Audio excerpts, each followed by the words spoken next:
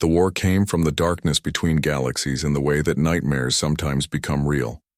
The Devourer swarm arrived at the edge of known space with a hunger that consumed everything it touched and left nothing behind, but empty worlds stripped of all organic matter. They were not a species in any traditional sense, but rather a collective intelligence spread across billions of organic ships, each one evolved specifically for war and consumption. The first 3 species that encountered them were exterminated within weeks, and their worlds were left as barren rocks floating in space. The Galactic Council convened an emergency session, and for the first time in centuries there was genuine fear in that ancient chamber. Even Vorthak, who was now ancient by human standards but barely middle-aged for a Zenthari, showed signs of concern as he addressed the assembled representatives. "The swarm is unlike anything we have faced in recorded history," he said. "They do not negotiate or retreat, or show any sign of intelligence beyond their drive to consume. Every time we destroy one cluster, 3 more appear to take its place." "What are their numbers?"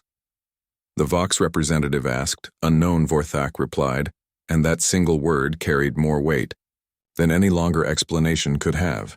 "Then we must unite our fleets," the Kronar representative said. "Combine our strength and meet them with overwhelming force." "Agreed," Vorthak said. "The Council will issue a general mobilization order. All member species will contribute ships and resources according to their capability." "And the non-member species?" someone asked. "They may contribute if they wish," Vorthak said after a pause, "but they remain outside the command structure." On Earth, 130. Years after Kelvin's rejection, Admiral Danny Cooper read the Council's call for aid twice to make sure he understood it correctly. The young lieutenant who had once sat beside Lisa Harris was now fleet commander with gray hair, but eyes that were still sharp and clear. He called an emergency meeting of all senior command staff. "They want our help," he said without preamble. "The Zenthari and the Council, and all of them. There's something out there that has them scared enough to actually ask for assistance." "Do we respond?" Admiral Kate Sullivan asked. "We respond," Danny said. "Not because they asked, but because if this swarm is as bad as the reports say, it will reach human space eventually. Better to stop it now, while we have allies even reluctant." "What are we contributing?" General Victor Hayes asked. "Everything we can spare," Danny replied. 15 battle groups totaling 300 ships. It will leave our borders lightly defended. But if the swarm breaks through the Council's lines, our borders won't matter anyway." The human fleet departed 3 weeks later, and it was the largest military force humanity had ever assembled in one place. They traveled to the rendezvous point at the Kalari Nebula, where the combined forces of the Galactic Council were gathering. What they found there took their breath away, even after all the years of watching the great powers from a distance. 6,000 warships from 24 species filled the space around the nebula's Zenthari dreadnoughts that made human carriers look like toys, Kronar battle cruisers bristling with enough weapons to crack planets' Vox energy constructs that seemed to defy the laws of physics, and in the middle of it all, 300 human vessels that looked tiny and fragile by comparison. "Someone's compensating," Captain Amy Roberts muttered from her position on the bridge of the HDV Defiance. The Zenthari command ship hailed the human fleet, and Vorthak himself appeared on screen, looking older but no less imposing than he had been 130 years ago. "Admiral Cooper," he said, "I am surprised humanity chose to respond to the Council's call. We fight threats to civilized space." Danny replied evenly. "Whether the Council recognizes us or not." Something flickered across Vorthak's alien features too quick to identify properly. "Your ships will be assigned to the reserve lines," he said, "supporting the main fleet from a safe distance." "With respect," Ambassador Danny said, "we didn't bring 300 ships to sit in reserve. Your ships are not equipped for frontline combat against the swarm," Vorthak replied. "This is not an insult, merely a tactical reality based on observed capabilities." "Then let us prove you wrong," Danny said again. There was a long pause, and Vorthak's 4 eyes seemed to study Danny with an intensity that made the human admiral want to look away. "Very well," he said finally. "You will be assigned to the 4th battle group supporting Kronar forces. Try not to die too quickly, Admiral. It would be inconvenient to explain. To your government. The transmission ended. He's pleasant as ever. Amy said. He's scared. Danny replied. They all are. They just don't want to show it. The swarm arrived 3 days later, and even the veterans of 100 battles felt their courage waver at the sight. The sensors detected them first as a mass of organic matter moving through space at speeds that should have been impossible. Then visual confirmation came through, and they were nightmares made flesh, twisted amalgamations of chitin and muscle, and bioorganic technology that ranged from the size of small fighters to creatures larger than the biggest dreadnoughts. And there were thousands of them moving with a coordination that spoke of a single guiding intelligence. All ships engage came. The order from the voice of Empire. The Battle of Kalari Nebula began. The Zenthari opened fire first, and their weapons tore through the swarm's front lines with devastating efficiency. But for every creature they destroyed, 2 more pushed forward. The Kronar battle cruisers waded into close combat, and their heavy armor let them withstand the swarm's bioplasma attacks, but even they were being slowly overwhelmed by sheer numbers. The human fleet held its position in the 4th battle group. With weapons ready and crews waiting, Sir, the Kronar line is buckling. Lieutenant Chris Wade reported, they're being overwhelmed. Danny watched the battle unfold on tactical displays, and he saw what the others were missing. The Kronar were fierce warriors, but they were fighting the wrong way. They were trying to match the swarm creature for creature, when they should have been targeting the command structure. All human ships, this is Cooper. He said, break formation and support the Kronar line use pattern. Delta 7 pattern. Delta 7 was a human innovation developed over a century of fighting when outgunned and outnumbered. Instead of meeting enemies head-on, the human ships moved in a fluid interlocking pattern, with each vessel covering another's. Approach and retreat. They fired and moved and fired again, never staying in one place long enough for the swarm to concentrate attacks. It was human stubbornness made into tactics. The Kronar commander Gorath watched in confusion as the human ships danced through the battlefield. Then he noticed something remarkable. Wherever the humans went, the swarm's coordination faltered. The humans weren't trying to match enemies ship for ship. They were targeting the larger creatures that seemed to be directing. The smaller ones, clever mammals, Gorath growled with approval in his voice. On the Defiance, Amy was calling out targets with machine-like efficiency. Railgun batteries target the large one at bearing 270, she said, fire on my mark. The human. Railguns punched through the swarm creature's organic armor and it died thrashing. Immediately, the smaller creatures around it began moving erratically. They're a hive mind, Danny realized. The big ones are the nodes. Take them out. And the small ones. Lose coordination. He opened a channel to all ships, all vessels, prioritize the large swarm organisms. They're the command nodes. The message went out not just to human ships but to the entire combined fleet. Within minutes, the tactical focus shifted. Zenthari concentrated their heaviest weapons on large creatures. Kronar used their close combat advantage to tear into them directly. Vox turned their energy manipulators to disrupting bioelectric signals between nodes and drones. The tide of battle began. To turn aboard the voice of Empire. Vorthak watched the tactical display with an expression his subordinates had never seen before. Surprise. The humans identified the swarm's weakness. His tactical officer said. How? Vorthak asked. We have been fighting them for weeks and never noticed the pattern. They fight differently than we do. The officer replied. They are used to being outnumbered and seeking advantages rather than relying on superiority of force. Vorthak looked at the 300 human ships, weaving through the battlefield, punching above their weight and teaching ancient civilizations lessons they should have learned themselves. Perhaps, he said quietly, I was wrong about them. The battle lasted 18 hours, and when it was over, the swarm had been pushed back, though not destroyed. Nearly 1,000 ships were gone, but the human fleet, despite being in heavy fighting, had lost only 37 vessels. As the combined fleet regrouped, Vorthak sent a personal message to Admiral Cooper. Your performance was adequate. The message read, then after a pause, more than adequate. I request a meeting to discuss tactical integration of human forces into the Council's command structure. Danny read it twice, then smiled. Make a note in the log, he told. His staff today, the Zenthari, asked for our help, and we gave it.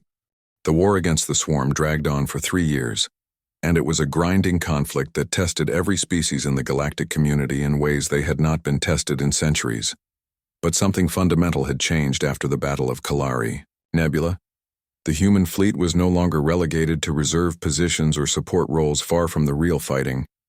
They fought on the front lines, and their tactics were studied and adopted by species that had been fighting wars since before humans had discovered agriculture. Admiral Danny Cooper found himself in a position that would have been unthinkable just a few years earlier. He sat at the strategic planning table alongside Vorthak and the other great military minds of the galaxy as an equal rather than as a tolerated observer. The swarm is adapting to our node targeting strategy. General Gorath said during one such planning session, they are protecting their command organisms better and making them harder to isolate and destroy. Then, we adapt as well. Danny said he manipulated the holographic display to show footage from a recent engagement. Look at this battle near the Viridian system. The swarm created a defensive sphere around their nodes, using smaller organisms as living shields. We noticed, Vorthak said. Our casualties were significant trying to penetrate that formation. Because you tried to go through it, Danny replied. We went around it. He zoomed in on part of the battle, showing human ships executing a complex maneuver that drew the swarm's defensive formations out of position before striking at exposed nodes from an unexpected angle.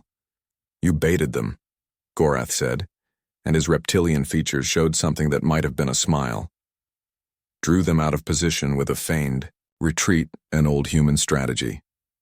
Danny said, we've been fighting each other for thousands of years before we ever reached space. We've learned a lot about overcoming superior forces through deception and misdirection. There was silence around the table. As the implications of that statement sank in, Admiral Cooper Vorthak said finally, I must ask you something that has troubled me. Your species has been fighting for survival. Since you entered space, you have faced pirates and raiders and hostile species, and now an existential threat to all civilized life, yet you never seem to despair or give up. Where does this resilience come from?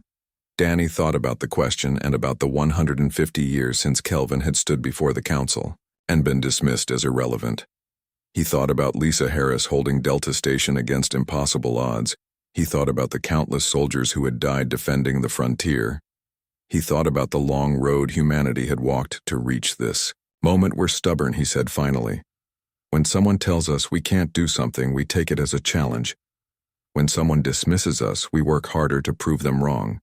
You stood in that council chamber 150 years ago and told us we weren't good enough. You probably don't even remember saying it. I remember, Vorthak said quietly. Then you understand, Danny replied. You gave us a goal. Prove humanity deserves to stand among the great powers. Everything we've done since then has been working toward that single objective. And if I had welcomed you with open arms instead of contempt, Vorthak asked, then we probably would have been content with the status quo, Danny said. You challenged us, Ambassador, and humanity has never been good at backing down from challenges. The war continued, but humanity's role in it only grew larger and more significant. Captain Amy Roberts earned the distinction of being the first human to command a multi-species battle group. She led Zenthari and Kronar and human ships together in a successful defense of the Arcturus colony. Commander Kate Sullivan developed a new formation that combined Vox energy manipulation with human mobility. It became standard doctrine across the entire combined fleet within months, but the most significant moment came during the Battle of Carthage.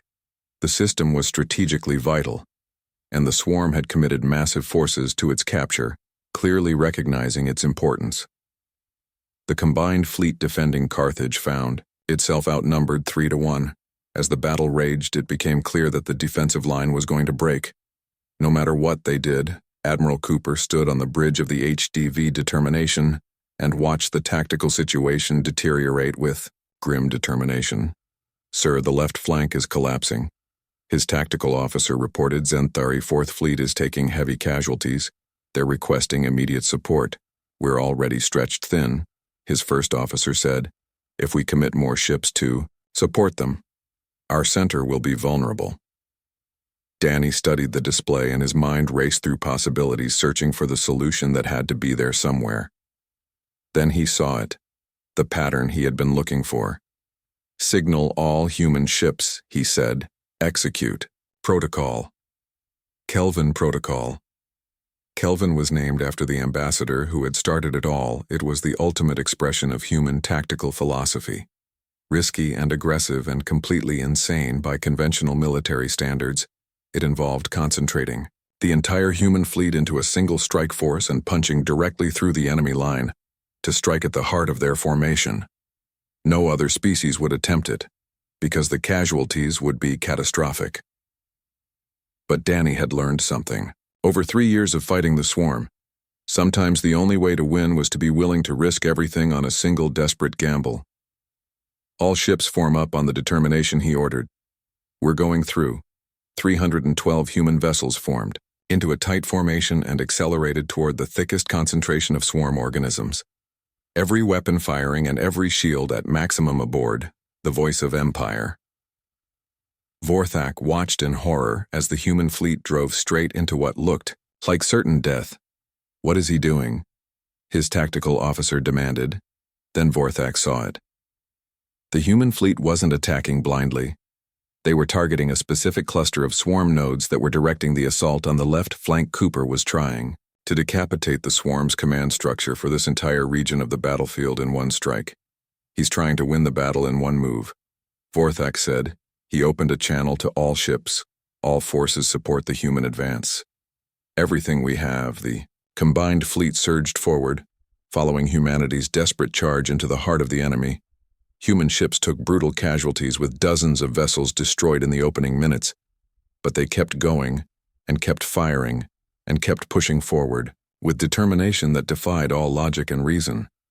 The determination itself was taking direct hits from multiple swarm organisms, and alarms blared across the bridge, as system after system failed under the assault hull breach on decks 7 through 12. The damage control officer reported shield generators at 15%. Structural integrity compromised. "Keep us moving." Danny ordered all weapons concentrate on the primary node cluster. Amy Roberts, commanding the Defiance alongside the Determination, saw what was happening. "All ships focus fire on the node cluster," she transmitted. "We only get one shot at this." The human fleet's railguns fired in perfect synchronization, hundreds of tungsten penetrators traveling at significant fractions of light. Speed tore through the swarm's defenses and struck the node cluster at the heart of their formation. For a moment, nothing happened. Then the swarm organisms throughout the battlefield began moving erratically, their coordination shattered by the loss of their command structure. The organized assault became chaos. "All forces push forward," Vorthak ordered. "Break their lines while they're disorganized." The combined fleet surged forward, and the swarm, for the first time in 3 years, retreated from the field. The Battle of Carthage was won, but the cost to humanity was staggering. Of the 312 ships that began the charge, only 173 survived. The Determination was so badly damaged, it had to be towed back to Port. Danny Cooper spent 2 weeks in medical recovery. When he was finally cleared to return to duty, he found Vorthak waiting outside his room. "Admiral Cooper, the Zenthari, said walk with me, if you are able." They walked through the station's observation deck, looking out at repair yards where human ships were being slowly rebuilt. "I owe you an apology," Vorthak said. "One that is 150 years overdue." Danny was silent, letting him continue. When Ambassador Kelvin stood before the council, "I dismissed humanity as I had dismissed 1,000 species before. I saw you as primitives, as children playing at warfare. I believed you would either accept your place as a minor species or destroy yourselves trying to reach beyond your limitations." Vorthak stopped and looked directly at Danny. "I was wrong. Not just wrong, but blind. I confused age with wisdom and size with strength and history with capability. I failed to see what makes humanity dangerous." "And what's that?" Danny asked. "You refuse to accept limitations," Vorthak said. "When we tell you something is impossible, you find a way to do it anyway. When we tell you to accept your place, you fight to change it. When faced with certain death, you charge forward because you believe that willpower and determination can overcome any obstacle." He paused, The Galactic Council will convene in 2 weeks, and I will be proposing that humanity be granted full membership with all rights and privileges. Danny felt his breath catch after all this time. It should have been granted. 150 years ago, Vorthak said, I intend to correct my mistake. 50 years had passed since Kelvin spoke those words, and now they were painted on bulkheads and carved into memorial stones, and whispered by young recruits taking their oaths to serve humanity among the stars. Admiral Lisa Harris stood on the bridge of the HDV Determination and looked out at 37 warships hanging in formation above Earth, and it was the largest human military force ever assembled in one place. It was still nothing compared to what the Zenthari could field, but it represented every resource humanity could spare after 5 decades of constant growth and painful lessons learned the hard way. Admiral, we're receiving a transmission from Frontier Station Delta. Her communications officer said. Lisa nodded, and the face that appeared on screen was young and exhausted in the way that only combat could make someone look. This is Captain Greg Palmer at Delta Station. She heard him say, the Krethian raiders have breached our outer perimeter and we're holding, but barely reinforcements are on the way. Captain Lisa said, hold your position. There's something else, Greg said, and his expression grew even more grim. A Zenthari observation ship is in the system, and they've been watching the whole battle. Lisa felt that familiar anger rise in her chest because for 50 years, the Zenthari had done nothing but watch humanity struggle. They observed humans fighting pirates and raiders and hostile species, but they never offered help or support or even basic courtesy. They just watched and took notes like scientists studying insects. Ignore them, Lisa said. Focus on the Krethians. The Determination and its fleet jumped to faster than light speed and covered the distance to Delta Station in 3 days. When they arrived, the battle was still raging, and the Krethian raiders had brought more ships than expected. They were clearly betting that humanity's frontier defenses would be weak and unprepared. They were wrong. All ships engage, Lisa ordered. The human fleet moved with practiced precision because 50 years of constant combat had taught them lessons that no simulation could ever replicate. They fought with a ferocity born of defending their homes, and they used tactics that evolved with every battle, and they showed a stubborn refusal to yield that was becoming humanity's signature trait in the galaxy. The Krethians broke after 6 hours of sustained combat and fled into deep space, leaving their dead behind. Human casualties were light, and Delta Station had held as the fleet regrouped. Lisa noticed the Zenthari observation ship still hanging at the edge of the system like a ghost watching from the shadows. Hail them, she said. The Zenthari captain who appeared on screen had the same crystalline features as Vorthak. Though younger, human admiral, I am Captain Zeknor, he said. I have observed your engagement with interest. And Lisa asked flatly. You fought adequately for a young species, he replied. The Krethians are not a significant threat in the grand scheme of galactic conflicts. Then perhaps your people should have dealt with them, Lisa said, and her voice was cold. Instead of letting them raid our colonies for the past decade. Zeknor paused, and something flickered across his alien features. The Zenthari do not interfere in the development of younger species. He said, you must learn to defend yourselves. We are defending ourselves, Lisa replied. That's what you just watched. Indeed, Zeknor said. You are learning. In another few centuries, you may even become proficient at it. The transmission ended, and Lisa turned to her first officer, Commander Paul Grant. Make a note in the log, she said. Today humanity defended Frontier Station Delta against a Krethian raiding fleet with 0 losses. The Zenthari observed and found us adequate. Paul smiled grimly. Think we'll still be adequate when we've had another 50 years of practice, he asked. I think in another 50 years they'll start to worry, Lisa replied. Back on Earth in the headquarters of the Human Defense Initiative, Director Nicole Warren reviewed battle reports with her advisory council. The organization had been founded 5 years after Kelvin's rejection, and its sole purpose was advancing human military capability. We're making progress, said Dr. Henry Kim, who led weapons development. Our railgun systems are now approaching 70% of Zenthari efficiency. Approaching 70%. Nicole repeated, which means we're still inferior. We're 2 centuries old as a spacefaring species, Henry said. They're 3,000 years old. The fact that we're within shouting distance is remarkable. Remarkable doesn't win wars. Nicole said, we need to be better than them. Not just closer to their level. Colonel Jake Morris, the military liaison, cleared his throat. There's something else, he said. Our analysis of Xanthari observation patterns shows something interesting. 5 years ago, we saw their observation ships once every 3 months. Now we're seeing them weekly. They're worried. Paul said, or, curious Nicole replied, either way we're on their radar now. The question is whether that's good or bad for us. The answer came 6 months later when a Xanthari diplomatic vessel arrived at Earth orbit without warning. Aboard was an ambassador named Krelnak who requested a meeting with human leadership. Lisa attended the meeting alongside President Helen Carter. Krelnak was direct in the way that powerful civilizations could afford to be. The Xanthari Empire wishes to offer humanity a partnership. He said, what kind of partnership? Helen asked. You will serve as auxiliary forces in our border conflicts. Krelnak explained, in exchange, we will provide you with limited access to our technology and protection under our banner. Lisa felt her jaw clench. You want us to fight your wars for you, she said. We want to guide your development in a productive direction. Krelnak replied. Many species would consider this an honor. Many species are fools, Lisa said. We'll defend our own borders, thank you. Krelnak's crystalline features somehow managed to convey disappointment. You are still prideful, he said. Very well.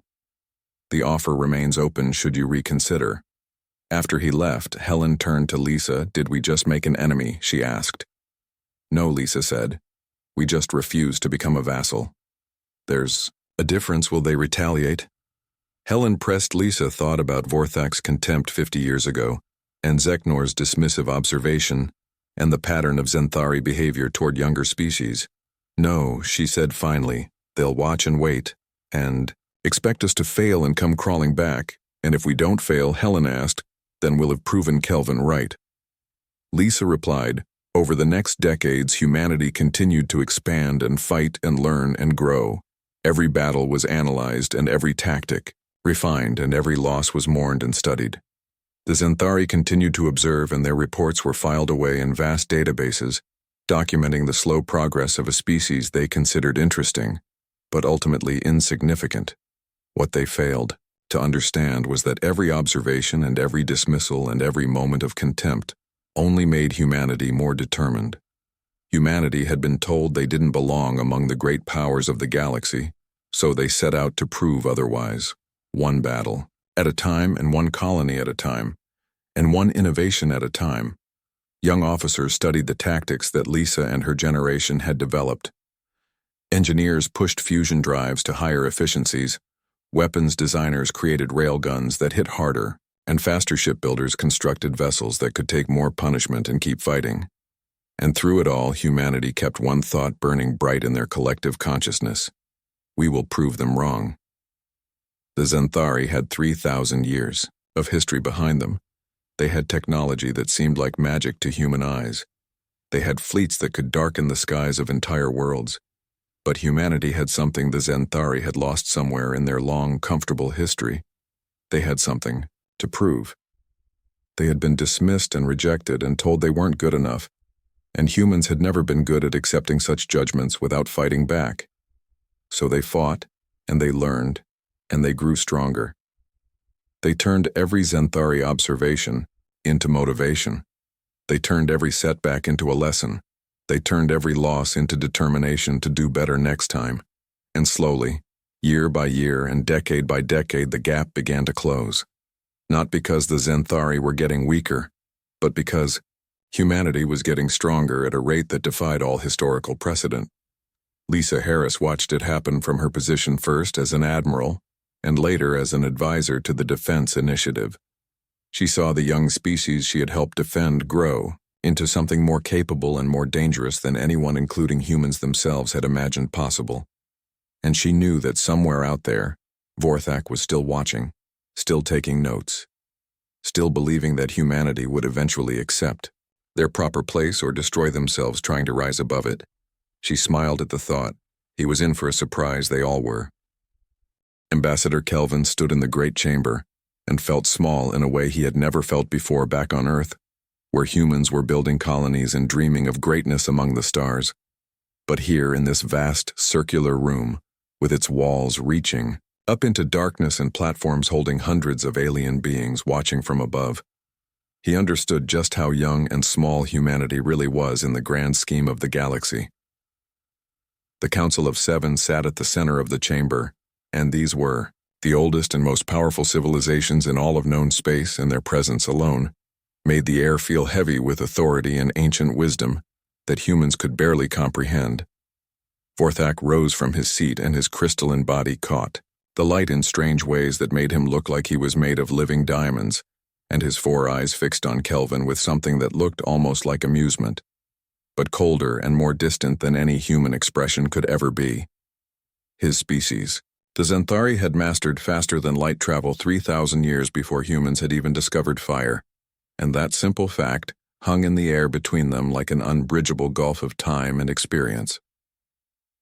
The translator turned Vorthak's, clicking speech into perfect English, and the words came out smooth and dismissive in a way that made Kelvin's hands clench behind his back, where no one could see, so the humans wished to join the council as a recognized military power. Vorthak said, and that last word power seemed to drip with mockery. Kelvin had prepared himself for doubt and even for hostility, but the casual way Vorthak dismissed them cut deeper than any direct insult ever could, because it suggested that humanity wasn't even worth taking seriously enough to insult properly. Humanity has proven itself capable in recent conflicts, Kelvin said, keeping his voice as steady as he could manage and trying not to let his anger show through, because that would only prove their point about humans being emotional and immature. Our forces have defended our borders successfully, and we have assisted allied species in 3 separate engagements against hostile forces. Vorthak's laugh echoed through the chamber, and it sounded like glass breaking into 1,000 pieces, and every alien in the room seemed to lean forward slightly as if enjoying the show. Defended your borders against child races and criminals, Vorthak said, walking down from his platform with movements that were too smooth and graceful to be anything human eyes were used to seeing, assisted in conflicts that were nothing more than minor skirmishes in the grand scope of galactic history. He moved closer to Kelvin, and his shadow fell across the human ambassador like a physical weight. Your species has been in space for barely 2 centuries, he continued, and his voice carried to every corner of the vast chamber. The Xanthari have fought wars that lasted longer than your entire recorded history.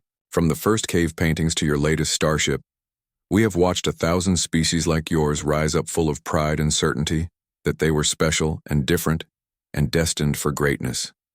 He paused, and in that pause Kelvin could hear the unspoken ending to that sentence about what had happened to all those other species who had thought they were special. They were all wrong, he said finally. Every single one of them. Kelvin forced himself to speak, even though his throat felt tight. With frustration, we do not claim to be exceptional, he said quietly. We only ask to be recognized for what we have accomplished with the resources and time we have had. Vorthak turned to face the assembled council and spread his arms wide as if inviting them all to share in the joke. Accomplished, he said, and his voice was full of scorn. Let me tell you what humanity has accomplished, so this council understands exactly what we are discussing today. You have created fusion drives that struggle to reach half the speed of our slowest cargo vessels. You have developed kinetic weapons that might on a very good day scratch the hull of one of our scout ships. You have colonized 37 worlds while the Xanthari alone control 7,000 systems across multiple spiral arms of this galaxy. He turned back to Kelvin, and despite the alien features, the contempt was clear in every line of his crystalline body. You are children playing with toys you barely understand and you dare to stand before this council and demand recognition as equals with civilizations that were ancient, when your ancestors were still learning to make fire up in the observation deck of the human delegation ship. Commander Lisa Harris watched the whole thing unfold on the video screens, and her jaw was clenched so tight it hurt, and beside her Lieutenant Danny Cooper just shook his head slowly. He's not wrong about the numbers, Danny said quietly, because someone had to acknowledge the truth even when it hurt. Numbers aren't everything, Lisa shot back. Try telling that to the council, Danny replied, On the screen, Kelvin was showing holographic displays of human military achievements, and each one looked more pathetic next to the examples Vorthak provided from Zenthari. History. A human destroyer that had fought off 3 pirate ships was nothing compared to Zenthari vessels that could destroy entire fleets. A successful planetary defense was meaningless next to the story of how the Zenthari had held their homeworld against a siege that lasted 40 years. Your species has potential, Vorthak said. And for just a moment, Kelvin felt a small spark of hope. Perhaps in another 1,000 years you might be ready to sit among us as junior members. But until then, I strongly recommend you focus on survival rather than ambition, because the galaxy is vast and dangerous and full of things that will destroy you if you reach too far too fast. The Zenthari Empire votes to deny humanity's petition. Vorthak announced, returning to his seat. I suggest the rest of the council does the same, lest we waste precious time and resources on a species that has not yet earned their place among the stars. One by one, the other council members cast their votes, and each one felt like another door slamming shut on humanity's dreams. The Vox Collective abstained, which was at least not an outright rejection. The Kronar dynasty voted against. The Sylvan Protectorate voted against. When the final count was complete, humanity's petition had failed by a vote of 6-1 with 1 abstention, and that one positive vote felt like a hollow victory in the face of such overwhelming rejection. Kelvin bowed stiffly because that was what protocol demanded, even though every fiber of his being wanted to shout at them and tell them they were wrong. He walked out of the chamber with his head high and his face blank, and he managed to keep that mask in place all the way back to the delegation ship where Lisa and Danny were waiting. That pompous, crystal-plated bastard, Lisa said the moment the door closed behind Kelvin. He's not entirely wrong, Kelvin said, and he sank into a chair, feeling suddenly very old and very tired. We are newcomers. We don't have the history or the technology or the military might of the older species. So what do we do? Danny asked. Kelvin stared out at the stars visible through the viewport and thought about everything humanity had accomplished in just 2 centuries since reaching space. They had built colonies on dozens of worlds. They had survived first contact with hostile aliens. They had created technology that worked even if it wasn't as advanced as what the Zenthari had. They had dreams and determination and a stubborn refusal to give up that seemed to be uniquely human. We prove him wrong, Kelvin said finally. However long it takes, however many years or centuries it requires. We prove that humanity deserves to stand among the great powers of this galaxy. Back in the council chamber, Vorthak settled into his seat with satisfaction because he had done what needed to be done. The Vox representative pulsed with light in a way that suggested curiosity. You were harsh with them. The Vox said, I was honest. Vorthak replied, the humans need to understand their place in the galaxy better. They learn it now through words, then later through the crushing weight of reality when they overreach and destroy themselves. And if they surprise you? The Vox asked. Vorthak's laugh echoed again through the empty chamber. They won't. I have seen 1,000 species like them over my lifetime. They all believe they are special and different and destined for greatness. They are wrong every single time. History repeats itself over and over, and humanity will be no different from all the others who came before. Give them a few centuries, and they will either find their proper place as a minor species serving their betters, or they will destroy themselves trying to reach heights they were never meant to achieve. The Vox pulsed again, but said nothing more because sometimes silence was the only appropriate response. In the delegation ship, Kelvin began writing his report to Earth, and he chose every word carefully, knowing that millions of people would read what he wrote. He described the Council's rejection. He described Vorthak's contempt. He described the harsh reality of humanity's position at the bottom of the galactic hierarchy. But he ended with a single sentence that would be remembered for generations. We'll prove them wrong. The Galactic Council chamber was unchanged from the day Ambassador Kelvin had stood in it 150 years ago and been rejected. The same circular design with viewing platforms rising into darkness, and the Council of Seven sitting at the center with all the weight of ancient authority. But the atmosphere was different now. Where once there had been dismissive certainty, there was now careful consideration, and perhaps even a touch of respect. Admiral Danny Cooper stood where Kelvin had stood, but he was not alone.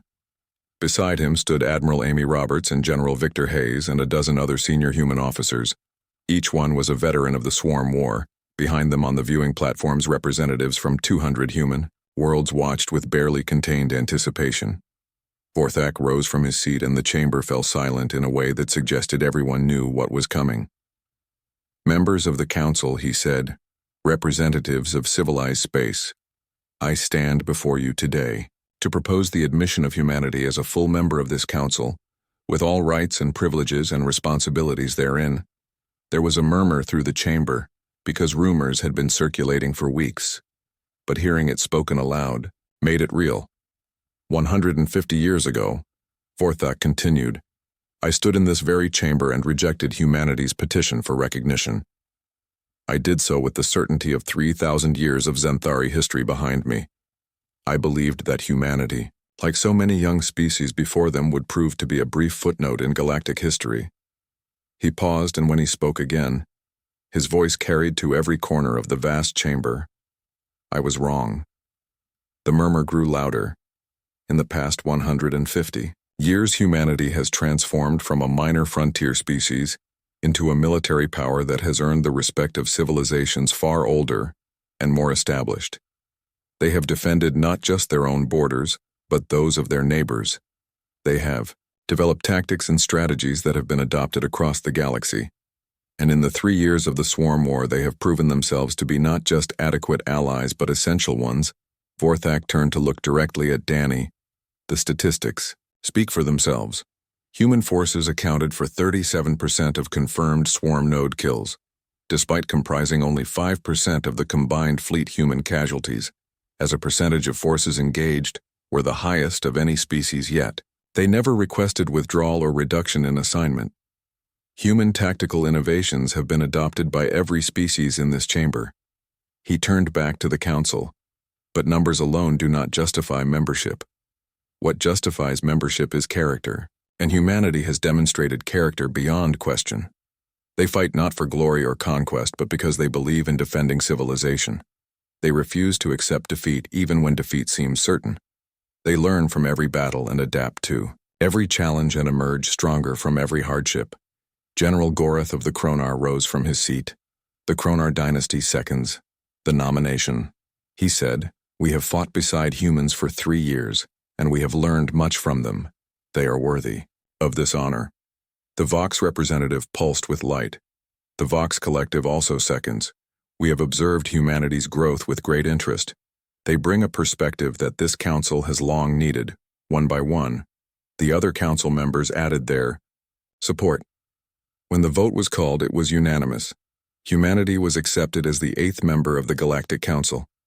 Danny stood silent for a moment, feeling the weight of 150 years of struggle and sacrifice and determination, all of it culminating in this single moment. Then he spoke, and his voice was steady and clear. "On behalf of humanity, I accept this honor, but I also accept the responsibility that comes with it. We will not be a silent voice in this chamber. We will challenge conventions when they need challenging. We will defend the weak when they need defending. And we will stand against threats to civilized space wherever they emerge." He paused, then added, "Ambassador Kelvin once told Earth that we would prove you wrong today. We have done so, but we also owe you a debt of gratitude. Ambassador Vorthak, you challenged us and pushed us and forced us to become better than we were. If you had welcomed us with open arms 150 years ago, we might have been content to remain as we were. Instead, you gave us something to strive for." Vorthak inclined his head in acknowledgement. After the formal ceremony ended, Danny found himself in a private anteroom with Vorthak. The Zenthari looked older now, with the years showing, even in his crystalline features. "I have a question," Ambassador Danny said. "Why did you fight so hard for our admission? After spending 150 years dismissing us, what changed?" Vorthak was quiet for a moment, gathering his thoughts. "I realized something during the Battle of Carthage," he said finally. "When I watched your fleet drive into certain death without hesitation. The galaxy is old, Admiral. The great civilizations have been great for so long that we have forgotten what it means to struggle, to fight for every advantage, to refuse to accept the impossible." He looked up at the stars visible through the viewport. "We have become complacent. We rest on the laurels of our ancestors, believing that our age and experience make us superior. But humanity reminded us of something crucial. Greatness is not inherited.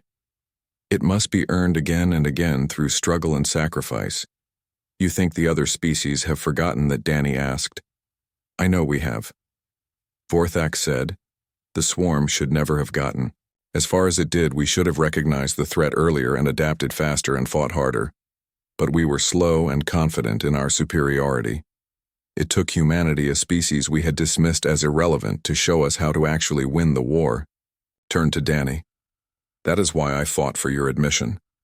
Not because you proved me wrong, though you did, but because the Council needs what humanity brings: the willingness to challenge assumptions, the refusal to accept defeat, the ability to find solutions where others see only problems.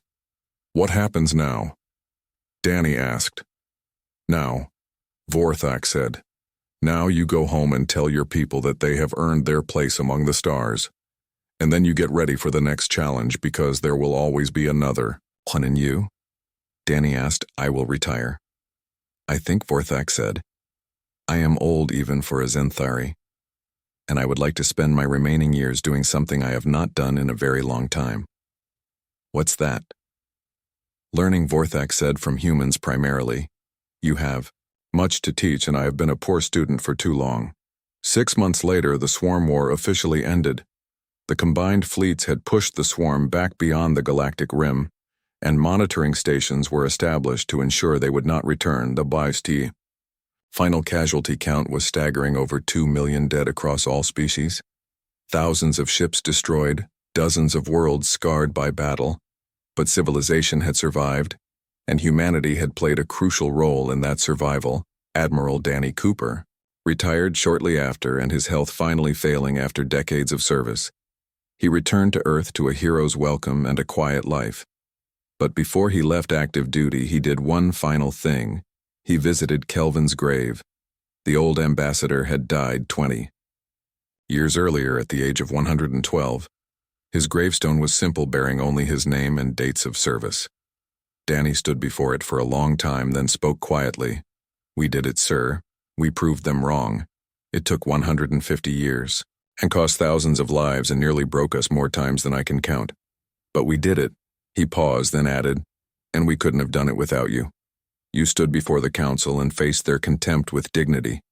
You came home and told us we could be better. You gave us something to strive for. Thank you.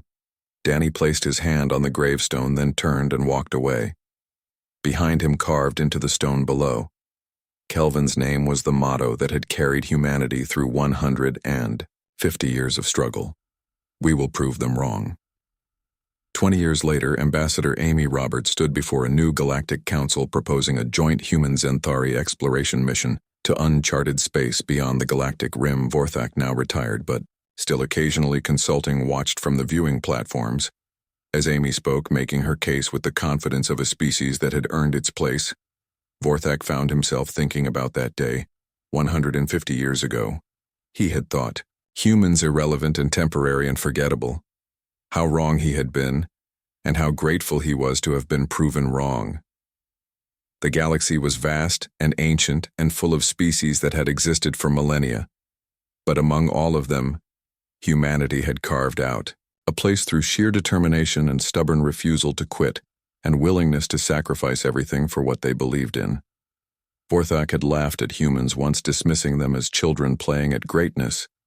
He would never make that mistake again. None of them would, because history had proven beyond any doubt that humanity was not to be dismissed or ignored or underestimated. They were humans, and they had earned their place among the stars through blood and sacrifice and determination. They had faced rejection and turned it into motivation. They had faced contempt and turned it into resolve. They had faced impossible odds and charged forward anyway. That was what made them special, not their technology or their numbers or their age as a civilization, but their absolute refusal to accept limitations placed on them by others. And as Vorthak watched Amy Roberts address the council with authority and respect, he understood something he had not understood 150 years ago. Humanity's greatest strength was not that they fought well or adapted quickly, or refused to give up. Their greatest strength was that they made everyone around them better.